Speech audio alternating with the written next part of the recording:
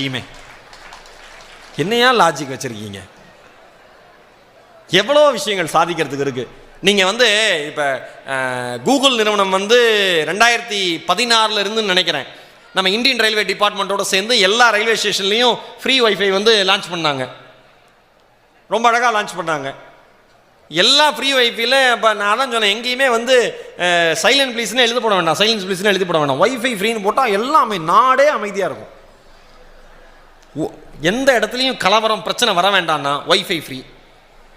எல்லாம் ஃபோன் எடுத்தானா இப்படியே இருப்பான். எனக்கு தெரிஞ்சு 10 வருஷம் கழிச்சு சூப்பர் பிஸ்னஸ்ஸு முதுகு கழுத்து சம்மந்தப்பட்ட பிரச்சனைகளுக்கான பிஸ்னஸ் தான். இன்ஜினியரிங் படிச்சிங்கன்னா இப்போ இருந்தே உங்களால் ஏதாவது பண்ண முடியும்னா இப்போ இருந்தே அதை கண்டுபிடிச்சிருங்க. நீங்கள்லாம் வேறு லெவல். இப்போ அவ்வளோதான், எங்கேயோ போயிடுவீங்க பிஸ்னஸில். ஒரு ஆண்டர்பிரினராக மாறினீங்க, இது சம்மந்தமாக ஏதாவது கண்டுபிடிச்சிங்கன்னா. ஏன்னா ஆஸ்பத்திரி போகிற